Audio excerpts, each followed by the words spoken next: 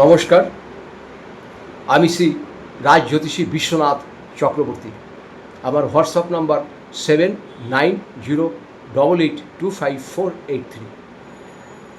আমি যে ভিডিওগুলো করি আমি কিন্তু আপনাদের পয়সা বেশি খরচ করতে দেই না, কেন আমি এখন জানি প্রতিটি মানুষ অর্থ নিয়ে খুব সমস্যায় ভুগছেন, তার মধ্যে বর্ষা পড়ে গেছে।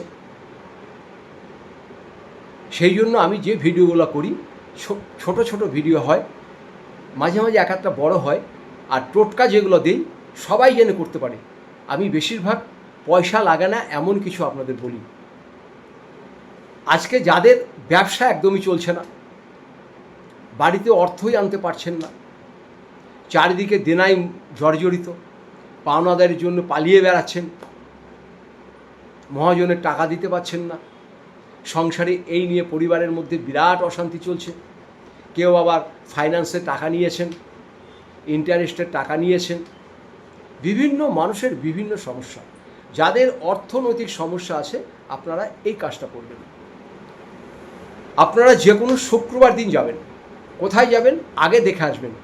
যে বট গাছের দেখবেন ঝুড়ি নেমেছে, বট গাছের ঝুড়ি নেমেছে, কোনো ব্লেড দিয়ে কাটবেন না, চাকু দিয়ে কাটবেন না, দা দিয়ে কাটবেন না, কোনো লোহার অস্ত্র দিয়ে কাটবেন না।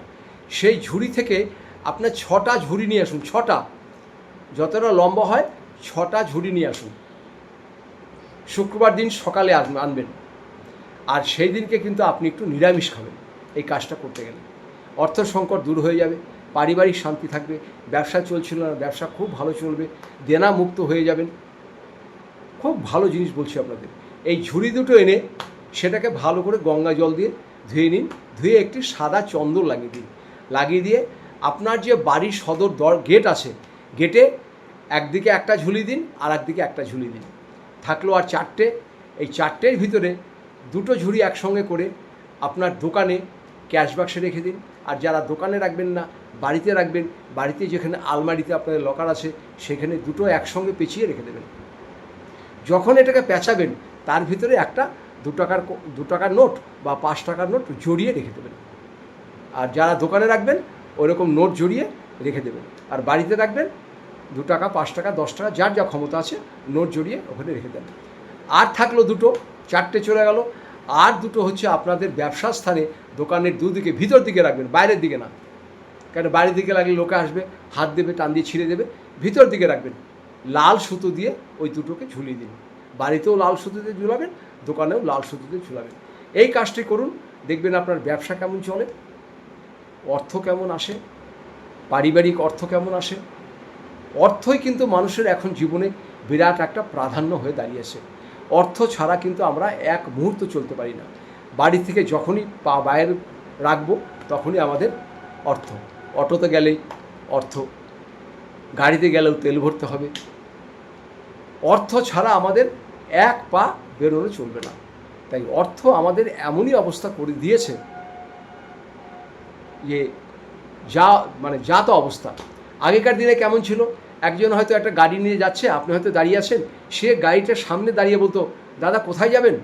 আপনি হয়তো বললেন বাস স্ট্যান্ড, চাপুন আমি ওই দিকেই যাচ্ছি।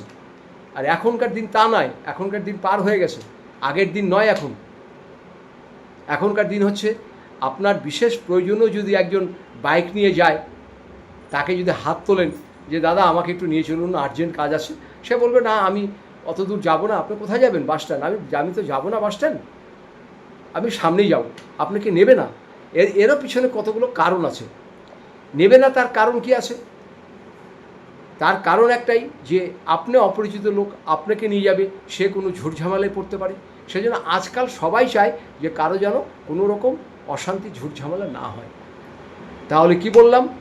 ঘর থেকে বেরোতেই পয়সা। তাহলে পয়সা যদি আপনাদের রোজগার করতে হয় এই ছোট্ট কাজটা করুন। এরপর যদি মনে হয় আপনারা কুষ্টি করবেন, আমার এখানে যোগাযোগ করবেন, আমি আপনাদের পাশে আছি। সবাই ভালো থাকবেন, সুস্থ থাকবেন। আপনাদের সকলকে নমস্কার জানাই।